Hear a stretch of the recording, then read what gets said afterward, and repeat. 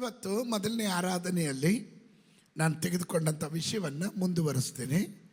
ನನ್ನ ಪ್ರಸಂಗದ ಪೀಠಿಕೆ knowing God's ways, ದೇವರ ಮಾರ್ಗವನ್ನು ತಿಳಿದುಕೋ.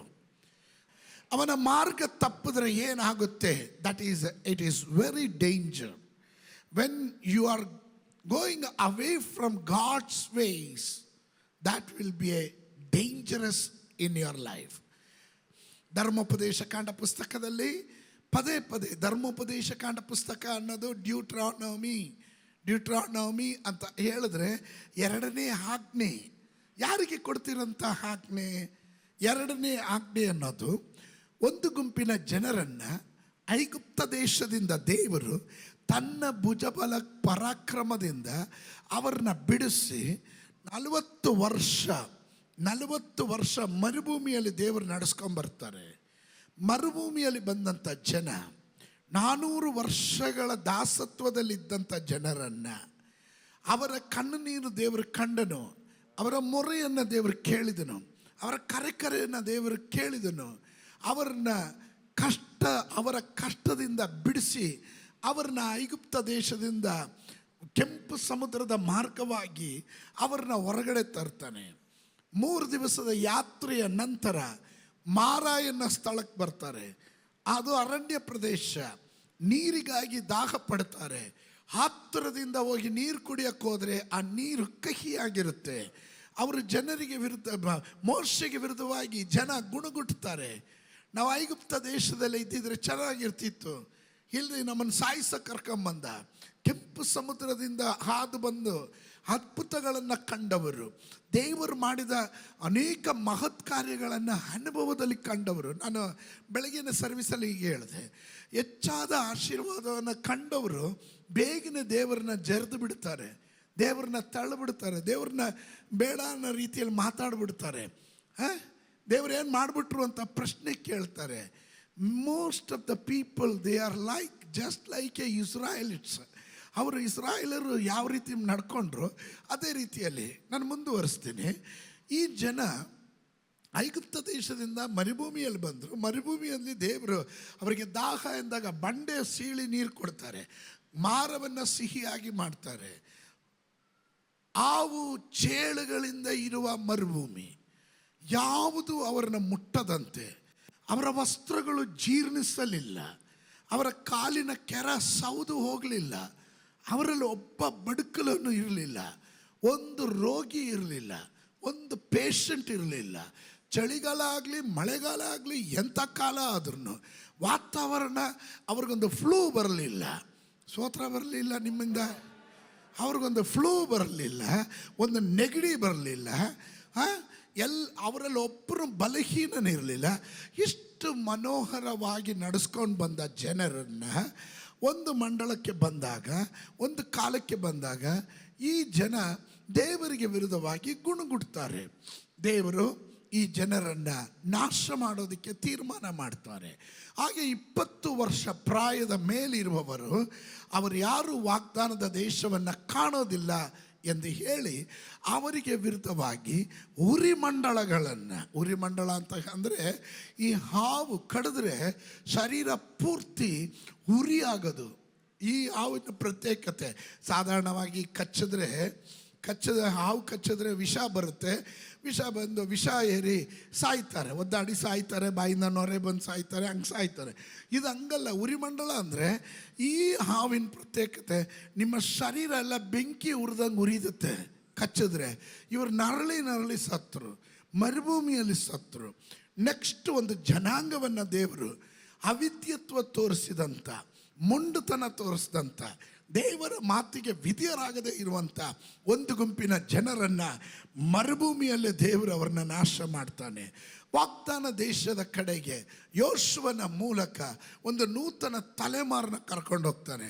ಆ ತಲೆಮಾರಿಗೆ ಬೇಕಾದ ಆಲೋಚನೆಯೇ ಧರ್ಮೋಪದೇಶ ಕಾಂಡ ಪುಸ್ತಕ 2ನೇ ಭಾಗ. ಅದು ಒಂದು ಸೀನಾಯಿ ಪರ್ವತದಲ್ಲಿ ದೇವರ ಮೋಶೆಯ ಮೂಲಕ ದಶಾಜ್ಞೆ ಕೊಟ್ಟು ನಡೆಸ್ತಾನೆ. 2ನೇ ಆಜ್ಞೆಯಾಗಿದೆ ಧರ್ಮೋಪದೇಶ ಕಾಂಡ ಪುಸ್ತಕ. ಅದಕ್ಕೆ ಡ್ಯೂಟ್ರಾನಮಿ ಅಂತೀವಿ. ಅಂದರೆ 2ನೇ ಆಜ್ಞೆಯಾಗಿರ್ತದೆ. ಎರಡನೇ ಆಜ್ಞೆ ಆಗಿರುತ್ತದೆ. ಈ ಜನರು ಈ ಆಜ್ಞೆಯಲ್ಲಿ ಪ್ರತ್ಯೇಕವಾಗಿ ದೇವರು ಪದೇ ಪದೇ ಹೇಳುವ ಒಂದು ಮಾತು, ನನ್ನ ಜನರು ಅವರು ಮಾರ್ಗ ತಪ್ಪುತ್ತಾ ಇದ್ದಾರೆ, ಮಾರ್ಗ ಬಿಟ್ಟು ಹೋಗ್ತಾ ಇದ್ದಾರೆ, ಹೋಗಬೇಡ್ರಿ, don't go away from my ways, ನನ್ನ ದಾರಿ ಬಿಟ್ಟು ಹೋಗಬೇಡ್ರಿ ಅಂತ ಅವರು ಕೇಳದೆ ಬಂದಾಗ ಅವರ ಮೇಲೆ ದೇವರು ಶಾಪವನ್ನು ಕಳಿಸ್ತಾನೆ. When you are disobedient to God's word, ದೇವರ ವಾಕ್ಯಕ್ಕೆ, ದೇವರ ಆಜ್ಞೆಗೆ ವಿರುದ್ಧವಾಗಿ ನೀನು ಯಾವಾಗ ನಡೀತೀಯೋ ಆಗ ಅಲ್ಲಿ ಶಾಪ ಬರುವಂಥದ್ದಾಗಿರುತ್ತದೆ. ಶಾಪ ಜನರ ಮೇಲೆ ಬರಲಿಕ್ಕೆ ಆರಂಭವಾಯಿತು. ನೀವು ಸತ್ಯವೇದ ಗ್ರಂಥದಲ್ಲಿ ನೋಡ್ರಿ, ಇವರು ಮಾರ್ಗ ತಪ್ಪಿದ್ರು. ಧರ್ಮೋಪದೇಶ ಕಾಂಡ ಪುಸ್ತಕ 9:16, ನೀವು ನಿಮ್ಮ ದೇವರಾದ ಯೆಹೋವನಿಗೆ ದ್ರೋಹಿಗಳಾಗಿ ಸುಮ್ಗೆ ಅಲ್ಲ ಇವರು ಶಾಪಗ್ರಸ್ತರಾಗೋದು, ಸುಮ್ಗೆ ಅಲ್ಲ ಇವ್ರನ್ನ ದೇವರು ಕರ್ಸ್ ಮಾಡೋದು, ಇವರು ದೇವರ ದೃಷ್ಟಿಯಲ್ಲಿ ಇವರು ದ್ರೋಹಿಗಳಾದರು. ಆಮೇಲೆ ಲೋಹದ ಬಸವನನ್ನು ಮಾಡಿಕೊಂಡು ಯೆಹೋವನು ನಿಮಗೆ ಆಜ್ಞಾಪಿಸಿದ್ದ ಮಾರ್ಗವನ್ನ ಬೇಗನೆ ಬಿಟ್ಟು ಹೋದದ್ದು ನನಗೆ ಕಂಡು ಬಂತು. ನೋಡಿದ್ರ, ದೇವರು ಸುಮ್ಮನೆ ಯಾರನ್ನೂ ಶಾಪಕ್ಕೆ ದೂಡೋದಿಲ್ಲ, ಸುಮ್ಮನೆ ಯಾರನ್ನು ಶಿಕ್ಷಿಸೋದಿಲ್ಲ. ಆಮೇಲೆ ಅವ್ರನ್ನ ಶಾಪಕ್ಕೆ ದೂಡ ಕಾರಣ ಅವ್ರ ದೇವರ ಮಾರ್ಗವನ್ನು ಬಿಟ್ಟು ಹೋದರು. ದಾವೀದನೊಮ್ಮೆ ಪ್ರಾರ್ಥನೆ ಮಾಡ್ತಾನೆ. ದಾವೀದನು 2 ಸ್ಯಾಮುಯಲ್ 2 ಸಮುವೇಲನ ಪುಸ್ತಕ 2 ಸ್ಯಾಮುಯಲ್ ಚಾಪ್ಟರ್ 22:22, ಯೆಹೋವನ ಮಾರ್ಗವನ್ನು ಅನುಸರಿಸಿದನಲ್ಲ, ನನ್ನ ದೇವರನ್ನ ಬಿಟ್ಟು ದುಷ್ಟನಾಗಲಿಲ್ವಲ್ಲ. ನನಗೆ ಭಾಳ ಸಂತೋಷ ಏನಂದರೆ, ದಾವೀದನು ಅವನ ಜೀವನದಲ್ಲಿ ತಪ್ಪುಗಳು ಎಸಗಿದಂಥ ಮನುಷ್ಯ. ಅವನ ಜೀವನದಲ್ಲಿ ತಪ್ಪುಗಳನ್ನು ಮಾಡಿರುವಂಥ ವ್ಯಕ್ತಿನೇ. ಆದರೂ ದೇವರು ಅವನ ಕುರಿತು ಹೇಳೋದು, ಇವನು ನನ್ನ ಹೃದಯಕ್ಕೆ ಒಪ್ಪುವ ಮನುಷ್ಯ ಅಂತ. ಇವನು ನನ್ನ ಹೃದಯಕ್ಕೆ ಒಪ್ಪುವ ಮನುಷ್ಯ. ಕಾರಣ ಏನಂದರೆ, ಅವನಿಗೆ ಚೆನ್ನಾಗಿ ಗೊತ್ತು, ಮಿಸ್ಟೇಕ್ ಬಂದ್ರೂ, ತಪ್ಪು ಬಂದ್ರೂ ಅವನ ಫೋಕಸ್, ಅವನ ಗುರಿ ದೇವರ ಮಾರ್ಗದಲ್ಲೇ ನಿಲ್ಲಬೇಕು. ಇವತ್ತಗಲೊತ್ತಿನಲ್ಲಿ ಜೀವನದಲ್ಲಿ ಹಲ್ಲು ಇಲ್ಲು ಕೊರತೆಗಳು ಬರ್ಬೋದು, ಆದರೆ ಮಾರ್ಗ ತಪ್ಪಿ ಹೋಗಬೇಡ್ರಿ, ದೇವರ ಮಾರ್ಗದಲ್ಲಿ ನಿಂತ್ಕೊಳ್ರಿ. ಅದರಿಂದ ದೇವರ ಆಶೀರ್ವಾದ ನಿಮ್ಮ ಮೇಲೆ ಇರುತ್ತೆ. ಹಲ್ಲೆಲೂಯಾ. ಅಲ್ಲಿಗೆ ನಿಲ್ಲಿಲ್ಲ. ಅವನ ತಲೆಮಾರು, ಅವನ ಮಗನಾದಂಥ ಸೊಲೊಮೋನ ಕುರಿತು ದೇವರು ಹೀಗೆ ಮಾತಾಡ್ತಾರೆ. 1 ಅರಸರುಗಳ ಪುಸ್ತಕ 1 Kings ಚಾಪ್ಟರ್ 3:14, 14ನೇ ವಾಕ್ಯ, 3:14. ನೀನು ನಿನ್ನ ತಂದೆಯಾದ ದಾವೀದನಂತೆ ನನ್ನ ಮಾರ್ಗದಲ್ಲಿ ನಡೆದು ನನ್ನ ಆಜ್ಞಾ ವಿಧಿಗಳನ್ನು ಕೈಗೊಳ್ಳುವುದಾದರೆ ನಿನ್ನ ಆಯುಷ್ಯವನ್ನ ಹೆಚ್ಚಿಸುವೆನು. ಅಂದರೆ ದೇವರ ಮಾತಿನಲ್ಲಿ ನಡೆಯುವವರು, ದೇವರ ಮಾರ್ಗದಲ್ಲಿ ನಡೆಯುವವರಿಗೆ ದೀರ್ಘಾಯುಸ್ಸಿರುವಂಥದ್ದಾಗಿದೆ. ಡಾಕ್ಟ್ರು ಹೇಳ್ಬೋದು ನೀನು 3 ತಿಂಗಳು ಉಳಿಯೋದು ಅಂತ. ನೀನು ದೇವರ ಮಾರ್ಗದಲ್ಲಿ ನಡಿ, ಡಾಕ್ಟ್ರು ರಿಪೋರ್ಟನ್ನೇ ದೇವ್ರ ತಲೆ ಕೆಳಗಡೆ ಮಾಡ್ತಾನೆ. ಆಮೇಲೆ ಬೆಸ್ಟ್ ಉದಾಹರಣೆ ನಮ್ಮ ತಾಯಿ 1985ರಲ್ಲಿ ಇದೇ ESI ಆಸ್ಪತ್ರೆಯಲ್ಲಿ ಕಾರ್ಡಿಯಾಲಜಿಸ್ಟ್ ಡಾಕ್ಟರ್ ವೆಂಕಟೇಶ್ ಅವರು ಹೇಳಿದ್ರು, ನನ್ನ ತಾಯಿ 3 ತಿಂಗಳೇ ಉಳಿಯೋದು ಅಂತ. ಅವರಿಗೆ ಓಪನ್ ಹಾರ್ಟ್ ಸರ್ಜರಿ ಮಾಡಬೇಕು, ಇಲ್ಲಾದರೆ ಸಾಯ್ತಾರೆ ಅಂತ. ನಮ್ಮ ತಂದೆ ದೇವ್ರ ಕೈ ಕೊಟ್ಬಿಟ್ಟು, ಉಳಿಸಿದ್ರೆ ಬದುಕಲಿ, ಇಲ್ಲಾದರೆ ದೇವ್ರು ನೋಡ್ಕೊಳ್ಳಿ. ಈತನ ಮಧ್ಯೆ ನಮ್ಮಮ್ಮ ದೇವರನ್ನ ಕಂಡುಕೊಂಡ್ರು, ಆಲಯಕ್ಕೆ ಬಂದರು, ಸತ್ಯ ತಿಳ್ಕೊಂಡ್ರು, ಸತ್ಯಕ್ಕೆ ಸಮರ್ಪಿಸಿದ್ರು. ನಮ್ಮಮ್ಮನ್ನ ದೇವರ ಆ ರಾತ್ರಿನೇ ಆಪರೇಷನ್ ಥಿಯೇಟ್ರಲ್ಲ, ಪರಲೋಕದ ಆಪರೇಷನ್ ಥಿಯೇಟ್ರಲ್ಲಿ ನಮ್ಮ ಅಮ್ಮನ್ನ ದೇವರು ಸೌಖ್ಯ ಮಾಡಿದ್ರು. ಇವತ್ತು ನಮ್ಮ ತಾಯಿ 87 ವರ್ಷ ಆಗಿದ್ದಾರೆ. ಇವತ್ತು ಗುಂಡ್ಕಲ್ ಥರ ನಮ್ಮ ಜೊತೆನೇ ಫಸ್ಟ್ ಸರ್ವಿಸ್ಗೆ ಬಂದ್ಬಿಡ್ತಾರೆ. ಯಾಕೆ ಗೊತ್ತಾ? ಮಾರ್ಗವನ್ನು ಕಂಡುಕೊಂಡ್ರು. ಇವತ್ತು ನಾನು ಹೇಳ್ತೇನೆ, ನೀವು ದೇವರ ಮಾರ್ಗದಲ್ಲಿ, ತಂದೆ ನಡೆದ ಮಾರ್ಗದಲ್ಲಿ, ತಾಯಿ ನಡೆದ ಮಾರ್ಗದಲ್ಲಿ ನಿಮ್ಮ ತಲೆಮಾರು ನಡೆಯಲಿಕ್ಕೆ ಆರಂಭ ಮಾಡಿದ್ರೆ ಆಯುಸ್ಸು ಹೆಚ್ಚಾಗುವಂಥದ್ದಾಗಿದೆ. Short route always short life ಅನ್ನು ತರುತ್ತೆ. ಅಡ್ಡದಾರಿ ಯಾವಾಗಲೂ ನಿಮ್ಮ ಆಯುಸ್ಸನ್ನು ಮೊಟಕುಗೊಳಿಸುತ್ತೆ. Short route always brings the short life. ನಿಮಗೆ ದೇವರ ಮಾರ್ಗದಲ್ಲಿ ನೀವು ನಡಿಬೇಕಾ, ನೇರ ಮಾರ್ಗ ಅದು ಯಾವಾಗಲೂ ಇಕ್ಕಟ್ಟಾಗಿರುತ್ತೆ, ಕಷ್ಟ ಆಗಿರುತ್ತೆ, ಪ್ರಯಾಸ ಆಗಿರುತ್ತೆ. ಇದರೆಲ್ಲ ಹಿಂಗೆಲ್ಲ ನಡೆಯೋಕ್ಕಾಗುತ್ತಾ ಅಂತ ಪ್ರಶ್ನೆ ಬರುತ್ತೆ. ನೀನು ಅದರಲ್ಲಿ ಹಿಡಿದು ನಿಲ್ಲು, ನಿನ್ನ ಆಯುಸ್ಸು ಹೆಚ್ಚಾಗುವಂಥದ್ದಾಗಿರುತ್ತೆ. ನಂಬೋರು ಮಾತ್ರ ಆಮೇಲೆ ಹೇಳ್ರಿ, ನಂಬೋರು ಮಾತ್ರ ಆಮೇಲೆ ಹೇಳ್ರಿ. ದೀರ್ಘಾಯುಸ್ ಬೇಕೇನೋರು ಮಾತ್ರ ಆಮೇಲೆ ಹೇಳ್ರಿ. ಎಷ್ಟು ವರ್ಷ ಬದುಕಬೇಕು ಅನ್ಕೊಂಡಿದ್ದೀರಾ? ಹಬ್ಬ ನಮ್ಮ ಸಭೆಗೆ ಇಂಥ ಹುಡುಗರೇ ಕೊಟ್ಟಿದ್ದೀನಿ ನೋಡ್ರಿ. ಎಲ್ಲ ಗಟ್ಟಿಯಾಗಿ ಹೇಳ್ತಾರೆ 120 ಅಂತ. ಈಗ ಸಂಶಯನೇ ಇಲ್ಲ. ಮುಂಚೆ ಅಯ್ಯೋ 70 ಹೆಚ್ಚಂದರೆ 80 ಪಾಸ್ಟ್ರೆ, ಅದು ಊರು ಹೋಗಿ ಕಾಡು ಬಾ ಅನ್ನತ್ತೆ. ಅಷ್ಟರಲ್ಲಿ ಬೋಲ್ಟ್ ನಟ್ ಎಲ್ಲ ಲೂಸ್ ಆಗಿಬಿಟ್ಟಿರುತ್ತೆ, ಗ್ರೀಸಿಂಗ್ ಎಲ್ಲ ಹೋಗ್ಬಿಟ್ಟಿರುತ್ತೆ, ಆಯಿಲ್ ಓವರ್ ಆಯಿಲಿಂಗ್ ಮಾಡಬೇಕು, ಸೋತ್ರ ಸಾಕು ಆಗ್ಬಿಡುತ್ತೆ ಅಂತ. ಆಮೇಲೆ ಈಗ ನೋಡ್ರಿ ಏನು ಸಂತೋಷವಾಗಿ ಹೇಳಿದ 120 ಅಂತಾರೆ. ಆಮೇಲೆ ವಾಕ್ಯವನ್ನು ನಂಬ್ರಿ, ವಾಕ್ಯನ ಗಟ್ಟಿಯಾಗಿ ಹಿಡ್ಕೊಳ್ರಿ, ಮಿಕ್ಕಿ ದೇವ್ರು ನಡೆಸ್ತಾರೆ. ಸೊಲೊಮೋನನಿಗೆ ದೇವರು ಹೇಳ್ತಾನೆ, ನಿನ್ನ ತಂದೆಯಾದ ದಾವೀದನು ನನ್ನ ಮಾರ್ಗದಲ್ಲಿ ನಡೆದ ಹಾಗೆ ನೀನು ನನ್ನ ಆಜ್ಞಾ ವಿಧಿಗಳನ್ನು ಕೈಗೊಂಡು ನಡೆಯುವುದಾದರೆ ನಿನ್ನ ಆಯುಸ್ಸನ್ನು ನಾನು ಹೆಚ್ಚಿಸುವೆನು. ಇವತ್ತು ದೇವರು ಕೆಲವರ ಆಯುಸ್ಸುಗಳನ್ನು ಹೆಚ್ಚಿಸುವಂತನಾಗಿದ್ದಾನೆ. ನಿಮ್ಮ ಜೀವನದಲ್ಲಿ ಅಲ್ಪಾಯುಸ್ಸನ್ನು ನಾನು ಕ್ಯಾನ್ಸಲ್ ಮಾಡ್ತಾ ಇದ್ದಾನೆ. ಯೇಸುವಿನ ನಾಮದಲ್ಲಿ ನಾನು ಮಕ್ಕಳನ್ನು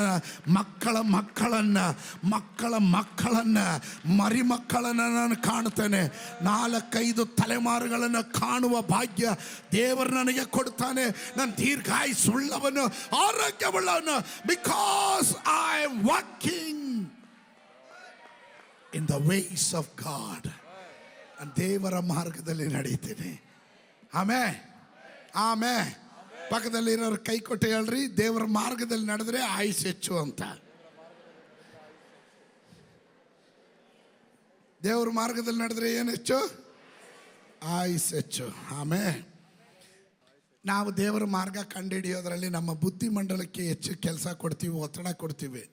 ನಮಗೇನು ತೋಚುತ್ತೋ ನಾವು ಅದೆಲ್ಲ ಲೆಕ್ಕಾಚಾರ ಹಾಕಿ ಗುಣಿಸಿ ಕಳೆದು ಭಾಗಾಕಾರ ಮಾಡಿ ಲಾಸ್ಟಲ್ಲಿ ದೇವ್ರನ್ನ ಇಲ್ಲಿಗೆ ತಂದು ನಿಲ್ಲಿಸ್ಬಿಟ್ಟು ಇಷ್ಟೆಲ್ಲ ದೇವ್ರು ಮಾಡ್ಬೋದು, ಇನ್ನು ಮುಂದಕ್ಕೆ ದೇವ್ರು ಮಾಡೋಕ್ಕಾಗಲ್ಲ ಅನ್ನೋ ಭಾವನೆ ಅಲ್ಲಿ ನಾವು ದೇವ್ರನ್ನೂ ಚಿತ್ರೀಕರಿಸ್ಬಿಡ್ತೀವಿ. ಆದರೆ ದೇವ್ರ ವಾಕ್ಯ ಹೇಳುತ್ತೆ, ಕೀರ್ತನೆ 77:19, ನೀನು ಸಮುದ್ರದಲ್ಲಿ ಮಾರ್ಗ ಮಾಡಿದಿ. ನೀನು ಎಲ್ಲಿ ದಾರಿ ಮಾಡಿದೀಯ, ಮಾರ್ಗ ಮಾಡಿದೀಯಾ? ಯಾರಾದರೂ ಸಮುದ್ರದಲ್ಲಿ ಮಾರ್ಗ ಹುಡ್ಕೊಂಡು ಹೋಗಿದ್ದೀರಾ? ಸ್ತೋತ್ರ. ನೋಡ್ರಿ, ನೀವು ರೋಮಾಪುರದವರಿಗೆ ಬರೆದ ಪತ್ರಿಕೆಯಲ್ಲಿ 11:33 ನಾನು ಓದಿದೆ.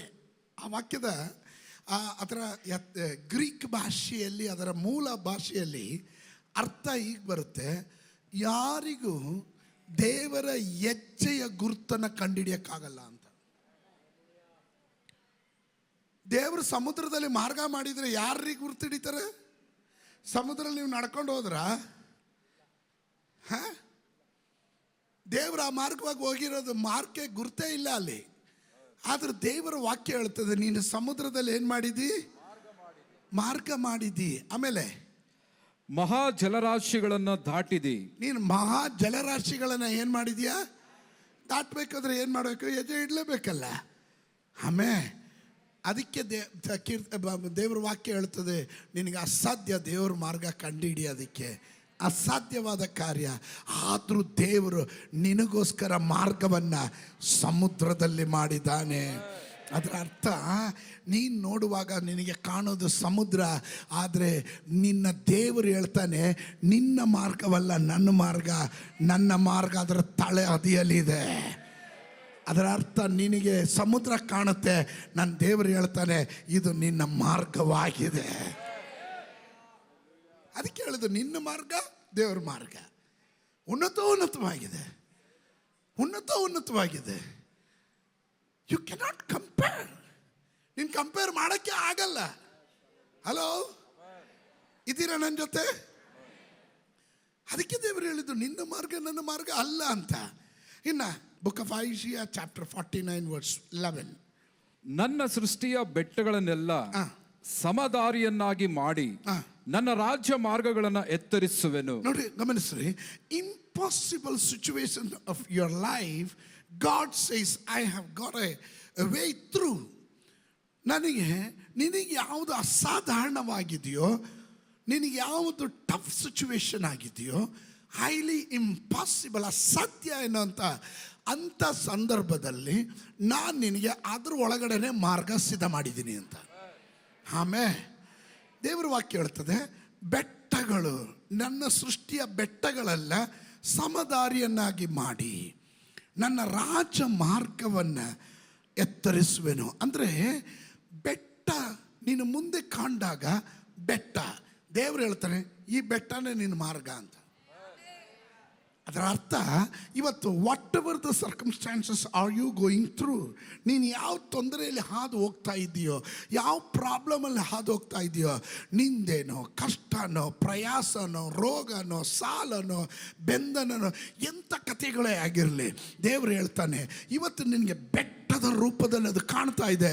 ಆದರೆ ಆ ಬೆಟ್ಟದಲ್ಲೇ, ಅದೇ ಕಷ್ಟಗಳ ಮಧ್ಯದಲ್ಲೇ ನಾನು ನಿನಗಾಗಿ ದಾರಿ ಸಿದ್ಧ ಮಾಡ್ತೇನೆ, ಬೆಟ್ಟಗಳನ್ನು ಸಮದಾರಿಯನ್ನಾಗಿ. ಹಾಗಾದರೆ ನಿನ್ನ ಪ್ರಾಬ್ಲಮ್ ಆಗಿ ನೀನು ನೋಡಬೇಡ, ಅದರಲ್ಲಿ ಇರುವ ದೇವರ ಮಾರ್ಗವನ್ನು ಕಂಡುಕೋ, ದೇವರ ಮಾರ್ಗವನ್ನು ಕಂಡುಕೋ.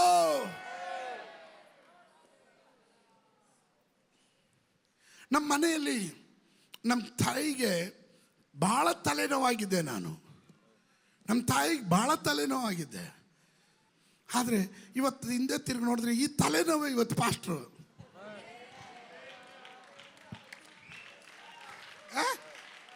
ಇವತ್ತು ನಿಮಗೆ ಯಾವುದು ಪ್ರಾಬ್ಲಮ್ ಅಂತ ಇದೆಯೋ ಆ ಪ್ರಾಬ್ಲಮೇ ನಿಮಗೊಂದು ದಾರಿ ಅಂತ ದೇವರು ಹೇಳ್ತಾರೆ. ಅಲ್ಲಿ ನಿಮ್ಮ ಭವಿಷ್ಯ ಇದೆ, ಅಲ್ಲಿ ನಿಮ್ಮ ಡೆಸ್ಟಿನಿ ಇದೆ. Come on somebody shout hallelujah. ನೀನು ಸಾಲಗಾರನಾಗಿರ್ಬೋದು, ಆ ಸಾಲ ನಿನಗೊಂದು ತಲೆನೋವಾಗಿರ್ಬೋದು, ಅದು ನಿನ್ನ ಬೆಟ್ಟದಂತೆ ಕಾಡ್ತಾ ಇರ್ಬೋದು.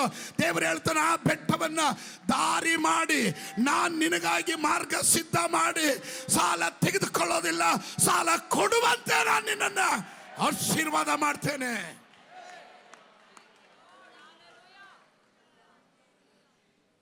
ಆಮೇಲೆ ಡೋಂಟ್ ಹೈಲೈಟ್ ಪ್ರಾಬ್ಲಮ್ ಆಗಿ ಹೈಲೈಟ್ ಮಾಡಿಬಿಡ್ತೀವಿ ನಾವು. ನಮಗಿರೋಂಥ ಪ್ರಾಬ್ಲಮ್ ಅದೇ. We have the main issue. ನಮಗಿರೋ ಸಮಸ್ಯೆ ಅದೇ. ನಮ್ಮ ಸಮಸ್ಯೆ ಏನು? ಬೆಟ್ಟದಂತೆ ನೋಡ್ತೀವಿ ಬೆಟ್ಟನ.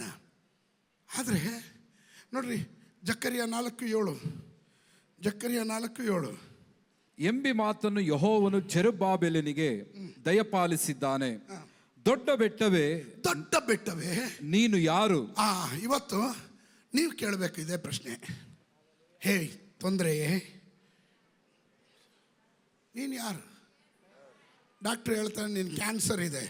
ಕ್ಯಾನ್ಸರ್ ನೋಡ್ಬಿಟ್ರಲ್ಲ, ಕ್ಯಾನ್ಸರೇ ನೀನು ಯಾರು? ನಾವು ಹಂಗಲ್ಲ, ಉಲ್ಟಾ ಹೊಡೆಯೋದು. ಕ್ಯಾನ್ಸರಾ? ಅಯ್ಯೋ ಕ್ಯಾನ್ಸರ್ ಅಂತೆ. ಕ್ಯಾನ್ಸರ್ ಮಲಗಿರೋ ಕ್ಯಾನ್ಸರ್ನ ಇವರೇ ಪಡೆದು ಎಬ್ಬಿಸ್ತಾರೆ. ಎದ್ದಾಳು, ಯಾಕೆ ಊರವ್ರಿಗೆಲ್ಲ ಹೇಳ್ಕೊಂಬಂದ್ಬಿಡ್ತಾರೆ, ಕ್ಯಾನ್ಸರ್ ಅಂತೆ. ಅಯ್ಯೋ ಸರೋಜಮ್ಮ ಅವರೇ ಏನು ಹೇಳೋದು, ಕ್ಯಾನ್ಸರ್ ಅಂತೆ. ಹೌದೇನ್ರಿ? ಅವರು 4 ಜನಕ್ಕೆ ಸರೋಜಮ್ಮನಿಗೆ ಕ್ಯಾನ್ಸರ್ ಅಂತೆ. ಊರವರೆಲ್ಲ ಬಂದಾಗ ಇವರೆಲ್ಲ ಬಂದ್ಬಿಟ್ಟು, ಅಯ್ಯೋ ಸರೋಜಮ್ಮವ್ರೆ ನಿಮಗೆ ಹಂಗಾಗಬಾರ್ದಾಯ್ತು, ನಿಮ್ಮ ಕ್ಯಾನ್ಸರ್ ಆಗಿ ಬರಬಾರ್ದಾಗಿತ್ತು ಬಿಡಿ. ಕ್ಯಾನ್ಸರ್ ಅಲ್ದಿರಿ ಇನ್ನೆಂತಾಗಿ ಬರಬೇಕು? ಮಾತಾಡುವಾಗ ಏನೇನೋ ಮಾತಾಡ್ಬಿಡ್ತಾರೆ. ನಾನು ಹೇಳ್ತೀನಿ, ಈ ಬೆಟ್ಟವೇ ನಿನಗೆ ದಾರಿ. ಇವತ್ತೊಂದು ಪಕ್ಷ ನೀನು ರೋಗಿ ಆಗಿದ್ರೆ, ಆ ದೇವರು ನಿನ್ನನ್ನು ರೋಗ ಸೌಖ್ಯ ಮಾಡೋದು ಮಾತ್ರ ಅಲ್ಲ, ನೀನು ರೋಗಿಗಳನ್ನು ಸೌಖ್ಯ ಮಾಡೋ ವರವನ್ನೇ ದೇವರು ನಿನಗೆ ಕೊಡ್ತಾನೆ. That is the way.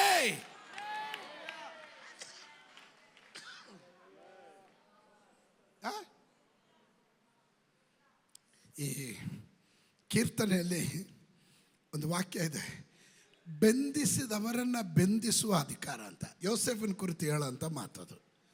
ಯೋಸೆಫನ ಕುರಿತು ಹೇಳುವಂಥ ಮಾತು. ಒಂದು ಸಾರಿ ಯಾರು ಯೋಸೆಫನನ್ನು ಬೆಂದಿಸಿದ್ರು, ಅವ್ರನ್ನೇ ಅರೆಸ್ಟ್ ಮಾಡೋ ಅಧಿಕಾರ ಯೋಸೆಫಿನ ದೇವ್ರು ಕೊಟ್ಟರು. ಹೆಂಗೆ ಕೊಟ್ಟರು? ಫಸ್ಟ್ ಇವನನ್ನು ಪೋತಿಫೆರನ ಮನೆಯಿಂದ ಕೋಳ ಕರ್ಕೊಂಡೋದ್ರು.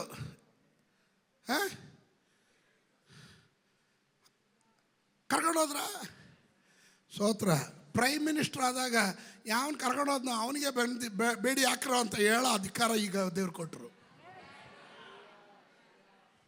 ಅವ್ರಿಗೆ ಅರ್ಥ ಆಗಲಿಲ್ಲ ಟ್ಯೂಬ್ಲೈಟ್ಗಳು. ನೀವು ನಿಮ್ಮ ಮುಂದೆ ಇರುವ ಪ್ರಾಬ್ಲಮ್, ದೇವರು ಸೃಷ್ಟಿ ಮಾಡಿರುವ ಬೆಟ್ಟಗಳು, ಅದು ಸಮದಾರಿ ಆಗುತ್ತೆ. Whatever the problem you are going through today, that will becoming your destiny, that will become your future. ಅದು ನಿಮ್ಮ ಭವಿಷ್ಯವಾಗಿರುತ್ತೆ. ಒಪ್ಪೋರು ಮಾತ್ರ ಆಮೇಲೆ ಹೇಳ್ರಿ. ನಾನು ಅದ್ರ ಮೇಲೆ ಬರ್ತೇನೆ, ನಾನು ಅದನ್ನು ಸ್ಟೆಪ್ಪಿಂಗ್ ಸ್ಟೋನ್ ಆಗಿ ಮಾಡ್ಕೋತೀನಿ, ಅದು ನಾನು ಏರುವ ಮೆಟ್ಟಲಾಗಿ ಅದನ್ನು ಮಾಡ್ಕೋತೀನಿ. ಅದು ನಂಬೋರು ಮಾತ್ರ ಆಮೇಲೆ ಹೇಳ್ರಿ. ಏ ಬೆಟ್ಟವೇ ನೀನು ಯಾರು, ನೀನು ಯಾರು? ಆಮೇಲೆ ಜೆರುಬ್ಬಾಬೆಲನ ಮುಂದೆ ನೆಲಸಮವಾಗುವೆ. ನೆಲಸಮ ಆಗುವೆ. ರವಿ ಮುಂದೆ ನೆಲಸಮ. ನಿಮ್ಮ ಹೆಸರು ನೀವು ಬೇಕಾದ್ರೆ ಹೇಳ್ಕೊಳ್ರಿ, ನಿಮ್ಮ ಪರ ನಾನೇ ಕೇಳಲಿ. ಮೈಕಲ್ ಮುಂದೆ, ಅರುಣ್ ಮುಂದೆ, ರವಿ ಮುಂದೆ, ಮಂಗಳ ಮುಂದೆ. ಸೋತ್ರ ಸೋತ್ರ. ನಿಮ್ಮ ಹೆಸರು ನೀವು ಹೇಳ್ರಿ. ಇವತ್ತು ನನ್ನ ಕಾಡ್ತಾ ಇರುವಂತ ಪ್ರಾಬ್ಲಮ್ಸ್, ಆ ಬೆಟ್ಟಗಳು ಯೇಸುವಿನ ನಾಮದಲ್ಲಿ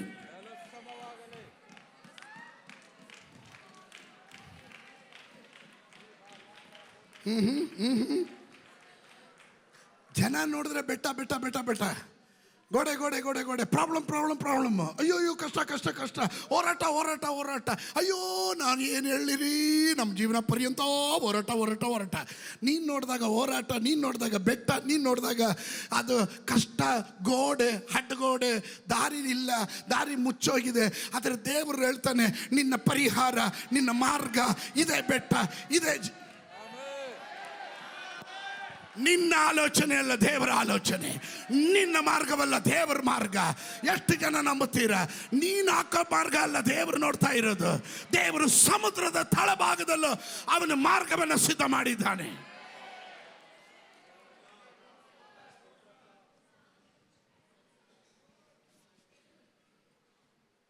ಆಮೇಲೆ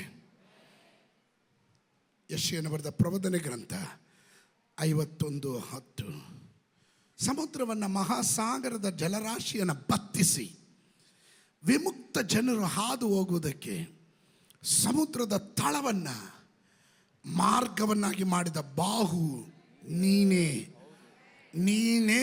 ಹೌದು.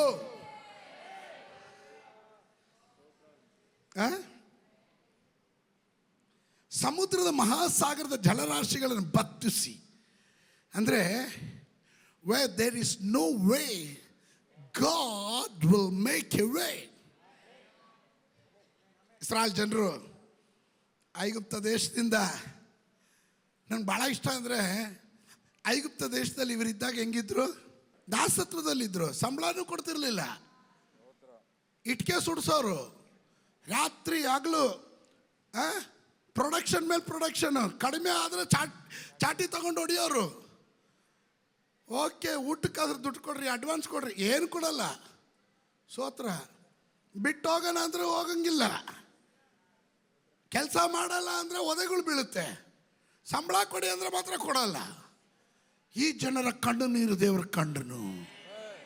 ಆಮೇಲೆ ಇವ್ರನ್ನ ಹೊರಗಡೆ ಕರ್ಕೊಂಬರ್ಬೇಕಾದ್ರೆ, ಇವರು ದಾಸತ್ವದಲ್ಲಿ ಇದ್ದವರು ವಾಪಸ್ ಹೋಗ್ಬೇಕಾದ್ರೆ ಇವ್ರಿಗಿದ್ದಷ್ಟು ಸಂಪತ್ತು ಐಗುಪ್ತ ದೇಶದಲ್ಲಿ ಇದ್ದವ್ರಿಗೂ ಇರಲಿಲ್ವಂತೆ.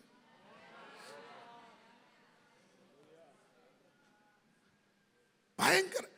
ನೀವು ಬೈಬಲ್ ಓದುವಾಗ ಯೋಚನೆ ಮಾಡ್ರಿ, ಇವ್ರ ಮೇಲೆ ಇವ್ರಿಗೆ ಇಷ್ಟು ಭಯ ಬರೋ ಕಾರಣ ಏನು? ಐಗುಪ್ತ ಜನರಿಗೆ ಇಸ್ರಾಯೇಲ್ ಜನರ ಮೇಲೆ ಭಯ ಬರೋದಕ್ಕೆ ಕಾರಣ ಏನು? ಓದಿ ವಾಕ್ಯ 1ನೇ ಅಧ್ಯಾಯ, ವಿಮೋಚನ ಕಾಂಡ ಪುಸ್ತಕ 12ನೇ ವಾಕ್ಯ. ಐಗುಪ್ತರು ಅವರನ್ನು ಎಷ್ಟು ಉಪದ್ರವ ಪಡಿಸಿದರು, ಎಷ್ಟು ಉಪದ್ರವ ಪಡಿಸಿದ್ರು, ಅತ್ಯಧಿಕವಾಗಿ ಹೆಚ್ಚಿ. ಹೆಂಗೆ ಅತ್ಯಧಿಕವಾಗಿ ಹೆಚ್ಚು ಅಂದರೆ ಹೆಂಗತ್ತ? ಮಕ್ಕಳು ಮರಿಮಕ್ಕಳಲ್ಲ, ದನ, ಕುರಿ, ಒಂಟೆ, ಕತ್ತೆ, ಕೋಳಿ, ಸೋತ್ರ, ಎಲ್ಲ ಮೃಗ ಸಂಪತ್ತುಗಳು ಎಲ್ಲ ಹೆಚ್ಚುತ್ತಾ ಇದೆ. ಅತ್ಯಧಿಕವಾಗಿ ಹೆಚ್ಚಿ ಹರಡಿಕೊಂಡಿದ್ದರಿಂದ ಐಗುಪ್ತರು ಇಸ್ರಾಯೇಲರ ವಿಷಯದಲ್ಲಿ ಸಹಿಸಲಾರದಷ್ಟು ಹೆದರಿಕೆ ಉಳ್ಳವರಾದರು. ಅವ್ರಿಗೆ ಭಯ ಬಂದಿದ್ದ ಕಾರಣ ಏನು ಗೊತ್ತಾ?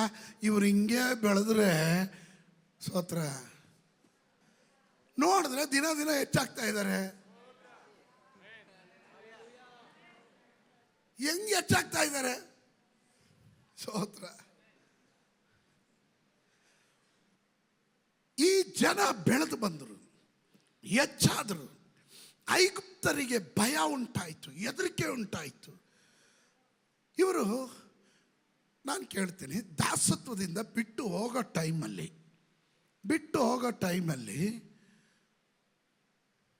ಯಾರಾದರೂ ಏನಮ್ಮ ಹೋಗ್ತಾ ಇದೆಯಾ ಅಂತ ಕೇಳಲ್ಪಟ್ಟೆ, ತಗೋ ಚೈನು, ಉಂಗುರ, ಬಳೆ, ಮೂಗುತಿ. ಐಗುಪ್ತ ಜನರು ಬೆಳ್ಳಿ, ಬಂಗಾರ ಮೊದಲಾದಂಥ ಐಶ್ವರ್ಯಗಳನ್ನು ಇಸ್ರಾಯೇಲ್ ಜನರಿಗೆ ಕೊಟ್ಬಿಟ್ಟು ತಗೊಂಡೋಗಿ ಅಂತಿದ್ದಾರೆ. ಅವ್ರು ಕಣ್ಣು ಕುರುಡ ಮಾಡಿಬಿಟ್ರು ದೇವರು. ಸೋತ್ರ, ಇಷ್ಟು ದಿನ ಸಂಬಳನೇ ಕೊಡ್ತಿರ್ಲಿಲ್ಲ. ನೀವು ಸ್ವಲ್ಪ ಅರ್ಥ ಮಾಡ್ಕೊಳ್ರಿ. ನೀವು ದೇವ್ರ ಮಾರ್ಗದಲ್ಲಿ ನಡೆಯೋದಕ್ಕೆ ರೆಡಿ ಆದರೆ ನಿಮ್ಮ ಬಾಸ್ ಬೋನಸ್ ಕೊಡಲ್ಲ ಅಂದ್ರೂ ನಿನಗೆ ಸಪ್ರೇಟಾಗಿ ಕರೆದ್ಬಿಟ್ಟು ಡಬಲ್ ಬೋನಸ್ ಕೊಡ್ತಾನೆ. ನೀನು ದೇವ್ರ ಮಾರ್ಗದಲ್ಲಿರು. ಇವರು ಹೊರಟು ಬಂದಾಗ ಭಯಂಕರ ಬಂಗಾರ ಐಶ್ವರ್ಯಗಳೊಂದಿಗೆ ಹೊರಗಡೆ ಬಂದರು. ಎತ್ಕೊಂಡು ಹೋಗಕ್ಕೆ ಆಗ್ತಾ ಇಲ್ಲ. ಆಮೇಲೆ ಕೆಂಪು ಸಮುದ್ರಕ್ಕೆ ಬಂದಾಗ ಮುಂದಕ್ಕೆ ಹೋಗೋದಕ್ಕೆ ದಾರಿ ಇಲ್ಲದೆ ಇರುವಾಗ ತಿರ್ಗಾ ಅದೇ ರಾಗ, ಅದೇ ಹಾಡು. ತಿರ್ಗಾ ಮೋಶೆಗೆ ವಿರುದ್ಧವಾಗಿ ಗುಣಗುಟ್ಟಿದ್ರು, ದೇವ್ರಿಗೆ ವಿರುದ್ಧವಾಗಿ ಗುಣಗುಟ್ಟಿದ್ರು. ನಾವು ಐಗುಪ್ತ ದೇಶದಲ್ಲೇ ಇದ್ದಿದ್ರೆ ಚೆನ್ನಾಗಿರ್ತಿದ್ದೆವು. ಇಲ್ಲಿ ಕೆಂಪು ಸಮುದ್ರದಲ್ಲಿ ಸಾಯಿಸ ಕರ್ಕೊಂಬಂದ ಅಂತ. ಮೋಶೆ ಏನು ಮಾಡಬೇಕು ಗೊತ್ತಿಲ್ಲ. ಮುಂದೆ ನೋಡಿದ್ರೆ ಕೆಂಪು ಸಮುದ್ರ, ಹಿಂದೆ ನೋಡಿದ್ರೆ ಫರೋನನು ಅವನ ಸೈನ್ಯ ರಥ ಅಶ್ವಗಳೊಂದಿಗೆ ಬರ್ತಾ ಇದ್ದಾರೆ ಇವರನ್ನ ವಾಪಸ್ ಎಳ್ಕೊಂಡು ಹೋಗೋದಕ್ಕೆ. ಆಮೇಲೆ ಬಂದಾಗ ಗೊತ್ತಾಗಲಿಲ್ಲ, ಅಯ್ಯೋ ಹೋದ್ಮೇಲೆ ಬಿಟ್ಟಿ ಮಾಡೋರೇ ಇಲ್ವಲ್ಲ, ನಾಳೆ ದಿನ ನಾವು ಹೆಂಗೆ ಬದುಕೋದು ಅಂತ ಅವ್ರಿಗೆ ಆ ಗಾಬರಿ. ವಾಪಸ್ ಎಳ್ಕೊಂಡು ಹೋಗೋಕ್ಕೆ ಬರ್ತಾ ಇದ್ದಾರೆ. ಆ ಸಮಯದಲ್ಲಿ ಎಲ್ಲಿ ಮಾರ್ಗ ಇಲ್ಲ ಅಂತ ಇದ್ದಾಗ ಮೋಶೆ ದೇವರ ಮುಖವನ್ನು ನೋಡುವಾಗ ದೇವರು ಹೇಳ್ತಾ ಇದ್ದಾರೆ, ಮೋಶೆ ನೀನು ಯಾಕಾಗಿ ಭಯಪಡ್ತಿದ್ದೀಯ? ಜನರಿಗೆ ಹೇಳು ಮುಂದಕ್ಕೆ ಹೋಗೋದಕ್ಕೆ. ನಿನ್ನ ಕೈಯಲ್ಲಿರುವ ಕೋಲನ್ನು ಚಾಚು. ಅವನ ಕೋಲನ್ನು ಚಾಚಿದನು. ಸಮುದ್ರವನ್ನು, ಜಲರಾಶಿಗಳನ್ನು ದೇವರು ಗಾಳಿಯನ್ನು ಬಡಿಸಿ ಅದನ್ನು ವಿಭಾಗಿಸಿ ಜನ ನಡೆದು ಹೋಗತಕ್ಕಂತೆ ಒಣ ನೆಲ ಮಾಡಿದ ಬಾಹು ನಮ್ಮ ದೇವರದು. ಆ ದೇವರೇ ಇವತ್ತು ನಿನಗೆ ವಾಗ್ದಾನ ಮಾಡ್ತಾ ಇರೋದು. ನಿನಗೆ ದಾರಿ ಇಲ್ಲ ಎನ್ನುವಾಗ ನಾನು ನಿನಗೆ ಸಮುದ್ರದ ತಳದಲ್ಲಿ ನಾನು ದಾರಿ ಮಾಡಿಕೊಡ್ತೇನೆ. What a mighty God we serve. Hallelujah. Hallelujah. Amen. What a beautiful God. Amen. ನೋಡ್ರಿ, ನನಗೆ ಭಾಳ ಸಂತೋಷ ಕೊಟ್ಟಿದ್ದೇನು ಗೊತ್ತಾ? ಇಸ್ರಾಯೇಲ್ ಜನರು ಒಣನೆಲದಲ್ಲಿ ನಡೆದರು. ಇದೇ ಸಮುದ್ರ ಐಗುಪ್ತರಿಗೆ ನೀರು ಕುಡಿಸಿ ಸಾಯಿಸ್ತು.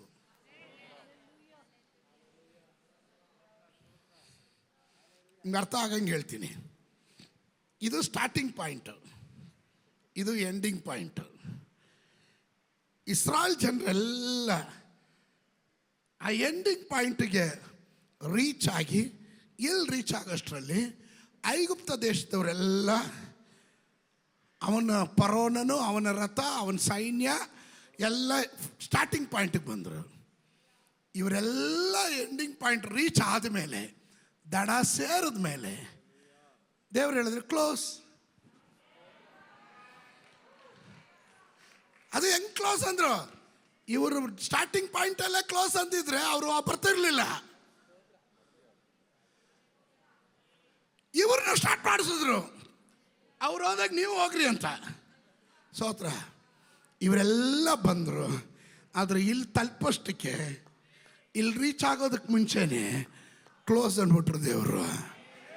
ಕ್ಲೋಸ್ ಮಾಡೋದಕ್ಕೂ ಓಪನ್ ಮಾಡೋದಕ್ಕೆ, ದಾರಿ ಬಂದ್ ಮಾಡೋದಕ್ಕೂ ದಾರಿ ಓಪನ್ ಮಾಡೋದಕ್ಕೆ, ನಿನಗೆ ಅನುಕೂಲ ಮಾಡೋದಕ್ಕೂ ನಿನ್ನ ಶತ್ರುವಿಗೆ ಪ್ರತಿಕೂಲವಾಗೋದಕ್ಕೆ ನನ್ನ ದೇವರಿಗೆ ಸಾಧ್ಯ ಉಂಟು. Hallelujah, hallelujah. ಅವನ ಮಾರ್ಗದಲ್ಲಿ ನಿನ್ನಡೆ. Amen, amen. Let me go. ಮುಂದಕ್ಕೆ ಹೋಗ್ತೀನಿ. ಸತ್ಯವೇದ ಗ್ರಂಥದಲ್ಲಿ ಕೀರ್ತನೆ 106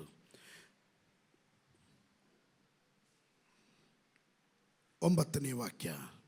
ಆತನು ಗದರಿಸಲು ಕೆಂಪು ಸಮುದ್ರವು ಒಣಗಿ ಹೋಯಿತು. ಅಡವಿಯನ್ನೋ ಎಂಬಂತೆ ಸಾಗರವನ್ನ ದಾಟಿಸಿದನು. ಅಡವಿಯನ್ನೋ ಎಂಬಂತೆ ಸಾಗರವನ್ನ ದಾಟಿಸಿದನು. ವಿಮೋಚನ ಕಾಂಡ ಪುಸ್ತಕ 14:21.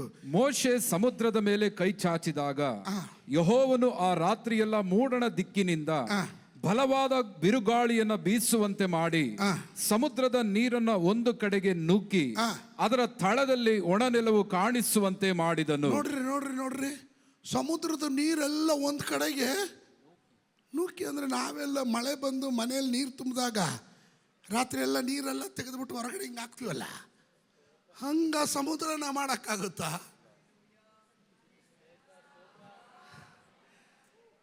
ನಿನ್ನನ್ನ ಒಣ ನೆಲದಲ್ಲಿ ನಡೆಸೋದಕ್ಕೆ ಸಮುದ್ರವನ್ನೇ ಬತ್ತಿಸೋ ಸಾಮರ್ಥ್ಯ ನನ್ನ ದೇವರಿಗಿರೋದಾದರೆ ಇವತ್ತು ನಿನಗೆ ಅಸಾಧ್ಯವಾದದ್ದು ಯಾವುದು? ನಿನ್ನ ಮುಂದೆ ಇರೋ ಬೆಟ್ಟ ಯಾವುದು? ನಿನ್ನ ಮುಂದೆ ಇರೋ ಪ್ರಾಬ್ಲಮ್ ಯಾವುದು? Come on somebody shout hallelujah. ಈ ಪ್ರಾಬ್ಲಮ್ಮೇ ಅಲ್ಲ, ಈ ತೊಂದರೆನೇ ಅಲ್ಲ. ಪ್ರಾಬ್ಲಮ್ ಬಂದಾಗಲೇ ನಿನಗೆ ಪ್ರಮೋಷನ್ ಬರೋದು. ಸರಿಯಪ್ಪ, ನನ್ನ ಮಾತಿನಲ್ಲಿ ಐಗುಪ್ತ ಜನ ಒಳ್ಳೆ ಜನ, ಊಟ ತಿಂಡಿ ಎಲ್ಲ ಕೊಟ್ಟು ಟೈಮ್ ಕರೆಕ್ಟಾಗಿ ಸಂಬಳ ಎಲ್ಲ ಕೊಟ್ಬಿಟ್ಟು ಚೆನ್ನಾಗಿ ನೋಡ್ಕೊಂಡಿದ್ರೆ ಅವ್ರು ಯಾವತ್ತಾದರೂ ವಾಗ್ದಾನದ ದೇಶದ ಬಗ್ಗೆ ಚಿಂತೆ ಮಾಡ್ತಿದ್ರಾ? ಏನು ಇಲ್ದಿರೋ ಇದ್ರೂ ಅಡವಿಯಲ್ಲಿ ಬಂದು ಅಲ್ಲೂ ಹೇಳೋದು ಐಗುಪ್ತ ದೇಶನೇ ಚೆನ್ನಾಗಿತ್ತು, ಅಲ್ಲಿದ್ದಂಥ ಬೆಳ್ಳುಳ್ಳಿ, ಈರುಳ್ಳಿ, ಸೌತೆಕಾಯಿ.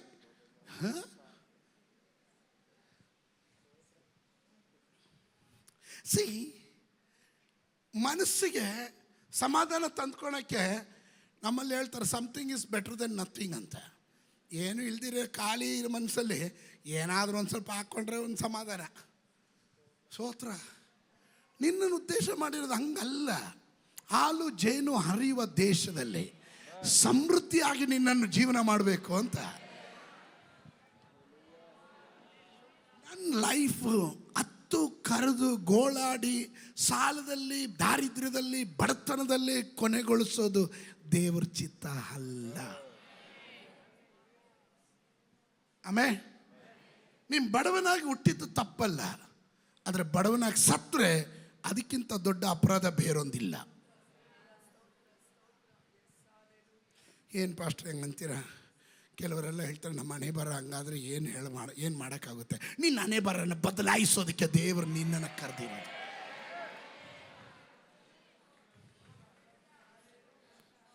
ದೇವರ ಮಾರ್ಗ ನಿಮಗೆ ಅರ್ಥ ಆಗ್ತಾ ಇದೆಯಾ? ತಲೆ ಮೇಲ ತಲೆ ಒಳಗಡೆನಾ ಹೋಗ್ತಾ ಇದೆ ತಾನೆ? ಶ್ರದ್ಧೆ ಕೊಡ್ರಿ. ಕೆಲವರು ಹೇಳ್ತಾರೆ, ಅಯ್ಯೋ ನಾವು ದರಿದ್ರರು, ನಾವು ಬಡವರು, ನಾವು ಕಷ್ಟ ನಮ್ದು ಯಾವಾಗಲೂ ಬಿಡ್ರಿ, ನಮ್ಮ ಗೋಳು ಯಾವಾಗಲೂ ಇದ್ದಿದ್ದೆ, ತೀರದೇ ಇಲ್ಲ, ಮುಗಿಯೋದೇ ಇಲ್ಲ, ಇದು ಮುಗಿಯೋದೇ ಇರೋ ಸ್ಟೋರಿ, ಹಂಗೆ ಇದ್ಬಿಡ್ತೀವಿ ಬಿಡ್ರಿ ಅಂತ. ಅದು ನೀನು ತಪ್ಪು. ಅದಕ್ಕೆಲ್ಲ ದೇವರು ನಿನ್ನ ಕರೆದಿರೋದು. ಆಮೇಲೆ ದೇವರು ಐಗುಪ್ತ ದೇಶದಲ್ಲಿ ಇವರು ದಾಸತ್ವದಲ್ಲಿ ಇದ್ದಾಗ ಬರಗೈಯಿಂದ ವಾಪಸ್ ಕರ್ಕೊಂಬರಲಿಲ್ಲ, ಐಶ್ವರ್ಯ ಧನವಂತರಾಗಿ ಕರ್ಕೊಂಬಂದರು.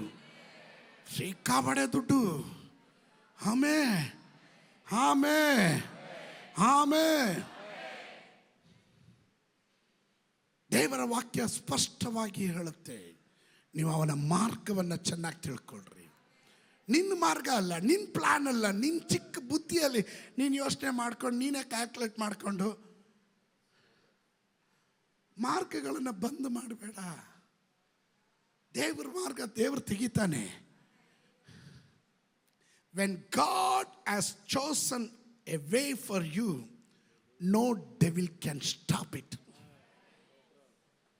ದೇವರು ನಿನ್ನನ್ನು ತನ್ನ ಮಾರ್ಗದಲ್ಲಿ ನಡೆಸೋದಕ್ಕೆ ಆರಿಸ್ಕೊಂಡಿರೋದಾದರೆ ಆ ಮಾರ್ಗವನ್ನು ತಡೆ ಹಿಡಿಯೋದಕ್ಕೆ ಈ ಲೋಕದಲ್ಲಿ ಒಂದು ಶಕ್ತಿಗೂ ಸಾಧ್ಯವಿಲ್ಲ.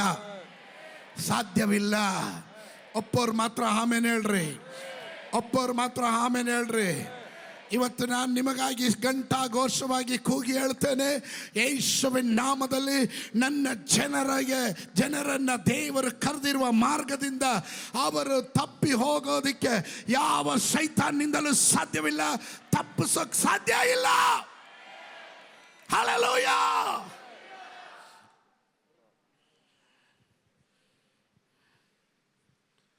ದೇವರು ನಿನಗಾಗಿ ಮಾರ್ಗಗಳನ್ನು ಸಿದ್ಧ ಮಾಡಿದ್ದಾನೆ. ನಿನ್ನ ಭವಿಷ್ಯವನ್ನು ದೇವರು ಸಿದ್ಧ ಮಾಡಿದ್ದಾನೆ. ಯಾವ ದುರಾತ್ಮನಿಗೂ ಯಾವ ಶಕ್ತಿಗೂ ಅದನ್ನು ತಡೆ ಹಿಡಿಯೋಕ್ಕಾಗೋದಿಲ್ಲ. ಆಮೇನ್. ನಿನ್ನ ಮಾರ್ಗವನ್ನು ಒಂದು ಶತ್ರು ಬ್ಲಾಕ್ ಮಾಡೋಕ್ಕಾಗೋದಿಲ್ಲ. ದೇವರ ಪದ್ಧತಿ ನಿನ್ನ ಜೀವನದಲ್ಲಿ ದೇವರು ನೆರವೇರಿಸುವುದಕ್ಕಾಗಿ ನಿನ್ನನ್ನು ನಿನ್ನ ಕುಟುಂಬವನ್ನು ಆರಿಸ್ಕೊಂಡಿರೋದಾದರೆ ಅದರ ಹಿಂದುಗಡೆ ಯಾವ ಶಕ್ತಿಗಳು, ಸೈತಾನ್ನ ಶಕ್ತಿಗಳೆಲ್ಲ ಒಟ್ಟುಗೂಡಿ, ಬೆಲ್ಜಬೂಬನ ಶಕ್ತಿಗಳೆಲ್ಲ ಒಟ್ಟುಗೂಡಿ ತಿಪ್ಪುರ್ಲಾಗ ಹಾಕಿದ್ರು ನಿಮ್ಮನ್ನು ಮುಟ್ಟಕ್ಕಾಗೋದಿಲ್ಲ. ನಿಮ್ಮ ಆಶೀರ್ವಾದವನ್ನು ತಡೆ ಹಿಡಿಯೋಕ್ಕಾಗೋದಿಲ್ಲ. ಒಪ್ಪುವವರು ಮಾತ್ರ ಆಮೇನ್ ಹೇಳ್ರಿ. ಗಟ್ಟಿಯಾಗ ಆಮೇನ್ ಹೇಳ್ರಿ. ಹಲ್ಲೆಲೂಯಾ. ಸತ್ಯವೇದ ಗ್ರಂಥದಲ್ಲಿ ನನಗೊಂದು ಒಳ್ಳೆಯ ವಾಕ್ಯ ನೆನಪು ಬರ್ತಾ ಇದೆ. ಯೆಶಾಯನು ಬರೆದ ಪ್ರವಾದನೆ ಗ್ರಂಥ 43ನೇ ಅಧ್ಯಾಯ 1ನೇ ವಾಕ್ಯದಿಂದ, ಈಗಲಾದರೂ ಯಾಕೋಬ ವಂಶವೇ, ಇಸ್ರಾಯೇಲ್ ಸಂತಾನವೇ, ನಿನ್ನನ್ನು ಸೃಷ್ಟಿಸಿ ರೂಪಿಸಿದವನ ಯೆಹೋವನು ಹೀಗೆನ್ನುತ್ತಾನೆ, ಭಯಪಡಬೇಡ. ಏನ್ ಮಾಡಬೇಡ? ಪಕ್ಕದಲ್ಲಿರೋ ಹೇಳ್ರಿ, ಭಯಪಡಬೇಡ್ರಿ ಅಂತ. ನಾನೇನಾದ್ರೂ ಪಕ್ಕದಲ್ಲಿ ಕೂತಿದ್ರೆ ಅವ್ರನ್ನ ಹಿಂಗೆ ಅಲ್ಲಾಡಿಸ್ಬಿಟ್ಟು ಹೇಳ್ತಿದ್ದೆ, ಭಯಪಡಬೇಡ ಅಂತ. ಏನಕ್ಕೆ ಅಲ್ಲಾಡಿಸಿದೆ ಅಂದರೆ, ಭಯ ಇದ್ದರೆ ಹಂಗೆ ಅಲ್ಲಾಡಿಸಿದಾಗ ಅದು ಓಡೋಗ್ಬಿಡ್ಬೇಕು. ಕೆಲವರು ಭಯಪಡಬೇಡ. ಏನು ಸೌಮ್ಯತೆ, ಏನು ಸಭ್ಯತೆ, ಸೈತಾನ್ನ ಜೊತೆಗೇ ಇದ್ದು ಬಿಡ್ತಾನೆ. ಇದು ನೋಡಿದ್ರೆ ಗಟ್ಟಾಗಿ ಹೇಳ್ರಿ, ಭಯಪಡಬೇಡ. ಹೆಂಗೆ ಹೇಳಕ್ಕೆ ಹೇಳಿದೆ? ಅಲ್ಲಾಡಿಸಿ. ನಾನು ನಿನ್ನನ್ನು ವಿಮೋಚಿಸಿದ್ದೇನಲ್ಲ, ನಿನ್ನ ಹೆಸರು ಹಿಡಿದು ಕರೆದೇನಲ್ಲ, ನೀನು ನನ್ನವನ್ನೇ, ನೀನು ನನ್ನವಳೇ. ಸ್ತೋತ್ರ. ಕೆಲವರ ಜೀವನದಲ್ಲಿ ಈ ಭಯ ಅವರ ಭವಿಷ್ಯದ ಬಾಗಿಲನ್ನು ಮುಚ್ಚುತ್ತದೆ. ಸೈತಾನನು ಯಾವಾಗಲೂ ಮಾಡೋದೇನು ಗೊತ್ತಾ? ಭಯ. ಫ್ಯೂಚರ್ ಕುರಿತು ಭಯ, ಭವಿಷ್ಯದ ಕುರಿತು ಭಯ, ಮಕ್ಕಳ ಕುರಿತು ಭಯ, ಬಿಸ್ನೆಸ್ ಕುರಿತು ಭಯ, ಕುಟುಂಬದ ಕುರಿತು ಭಯ, ಹೆಂಡತಿ ಕುರಿತು ಭಯ, ಗಂಡನ ಕುರಿತು ಭಯ. ಭಯ ಭಯ ಭಯ. ಈ ಭಯದಲ್ಲೇ ಜೀವಿಸೋದ್ರಿಂದ ನಿನ್ನ ಆಶೀರ್ವಾದದ ಬಾಗಿಲು ಬ್ಲಾಕ್ ಆಗ್ತಾ ಇದೆ. ದೇವರು ಹೇಳ್ತಾ ಇದ್ದಾನೆ, ನಾನು ನಿನ್ನನ್ನು ಹೆಸರಿಡಿದು ಕರೆದಿದ್ದೇನೆ, ನೀನು ನನ್ನವನೇ, ನೀನು ನನ್ನವಳೇ, ನೀನು ಭಯಪಡಬೇಡ. ಎಷ್ಟು ಜನ ಹೇಳ್ತೀರಾ ಭಯ ಎನ್ನೋದು ನಮ್ಮ ಜೀವನದಲ್ಲಿ ನಮ್ಮ ನಿಘಂಟಿನಲ್ಲೇ ಬರ್ದಿಲ್ಲ ಅಂತ? ಗಟ್ಟಿಯಾಗಿ ಹೇಳ್ರಿ. ಸೈತಾನ್ ಕೇಳಂಗೆ ಹೇಳ್ರಿ.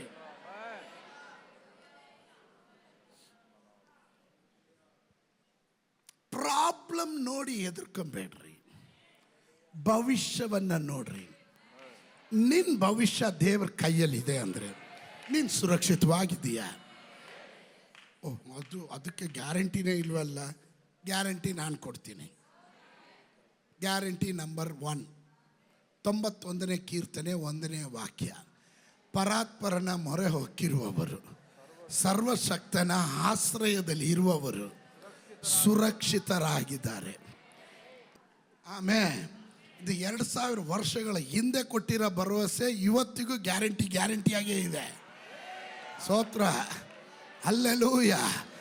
ನಿನಗೆ ಸುರಕ್ಷಿತತೆ ಇರುತ್ತೆ. ಹಗಲೊತ್ತಿನಲ್ಲಿ ಸೂರ್ಯನಿಂದಾಗಲಿ ರಾತ್ರಿ ಹೊತ್ತು ಚಂದ್ರನಿಂದಾಗಲಿ ನಿನಗೆ ಯಾವ ಕೇಡು ಸಂಭವಿಸೋದಿಲ್ಲ. ಬೇಟೆಗಾರನ ಬಲೆಯಿಂದ, ಅವನ ನಾಶಕರವಾದ ಗುಂಡಿಯಿಂದ ನಿನ್ನನ್ನು ತಪ್ಪಿಸಿ ಕಾಪಾಡ್ತಾನೆ. ಹಲ್ಲೆಲೂಯ. ಬಾಧೆ ಒಂದು ನಿನ್ನ ಗೂಡಾರದ ಸಮೀಪಕ್ಕೂ ಬರಲಾರದು. ನೀನು ಸುರಕ್ಷಿತವಾಗಿದೆಯಾ? ನಿನ್ನ ಕುಟುಂಬ ಸುರಕ್ಷಿತವಾಗಿದೆ. ನಿನ್ನ ಮಕ್ಕಳು ಸುರಕ್ಷಿತವಾಗಿದ್ದಾರೆ.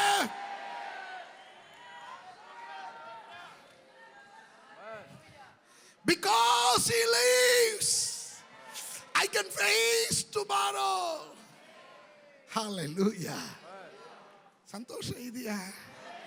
ಕೆಲವರು ಮುಖದಲ್ಲಿ ಈಗಲೂ ಆತಂಕ. ಯಾಕೋಬೆ, ಇಸ್ರಾಯೇಲೇ, ನಾನು ನಿನ್ನನ್ನು ಆರಿಸ್ಕೊಂಡಿದ್ದೇನೆ. ಆಮೇಲೆ ಅದೇ ಒಂದು ದೊಡ್ಡ ಮೆಸೇಜು. ಭಯಪಡಬೇಡ, ನಿನ್ನನ್ನು ನಾನು ಕರೆದಿದ್ದೇನೆ. ಮುಂದಿನ ವಾಕ್ಯ ನಂಗೆ ಭಾಳ ಇಷ್ಟ.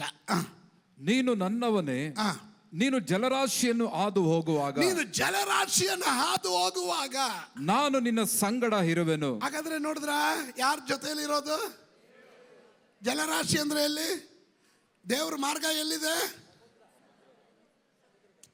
ನೀವು ಟ್ಯೂಬ್ಲೈಟು ಇಷ್ಟೊತ್ತು ಹೇಳಿದ್ ಮರ್ತು ಬಿಟ್ರಿ. ದೇವ್ರ ಮಾರ್ಗ ಎಲ್ಲಿದೆ? ಸಮುದ್ರ.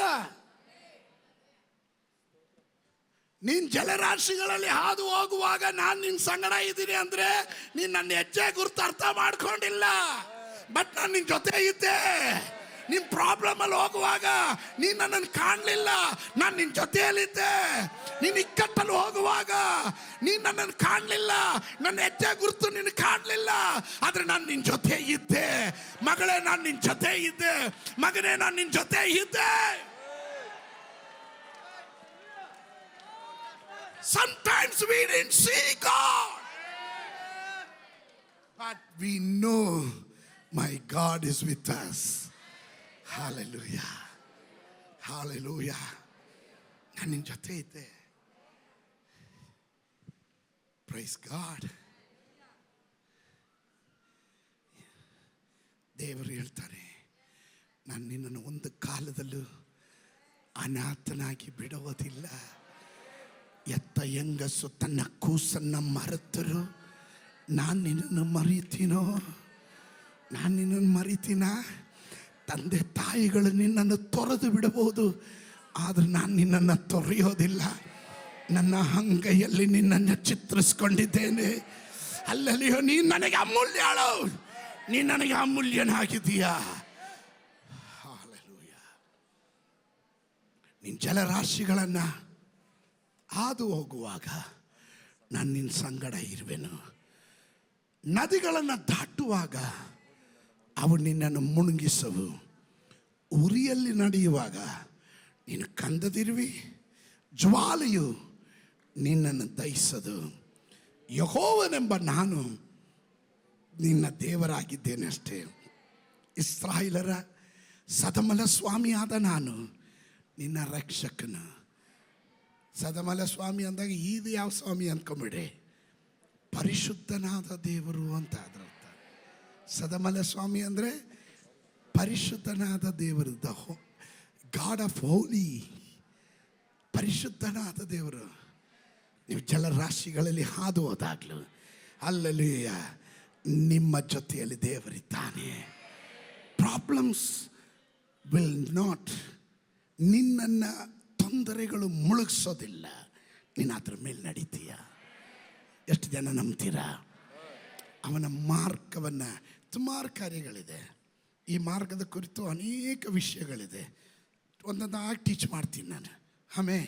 ಈ ಮಾರ್ಗದಲ್ಲಿ ಕುರುಡ ದಾರಿ ನಡೆದ್ರೂ ತಪ್ಪಲ್ಲ, ಮೂರ್ಖ ದಾರಿ ನಡೆದ್ರೂ ತಪ್ಪಲ್ಲ.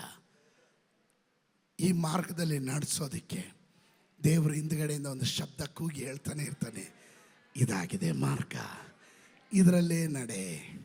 When God gives some vision, ದರ್ಶನ, ಪ್ರಕಟಣೆ, ಸ್ವಪ್ನ, ಕಾರ್ಯಗಳು, ವಾಕ್ಯದ ಮೂಲಕ ದೇವರು ನಿನ್ನೊಟ್ಟಿಗೆ ಮಾತಾಡುವಾಗ ಜಸ್ಟ್ ವಾಕ್.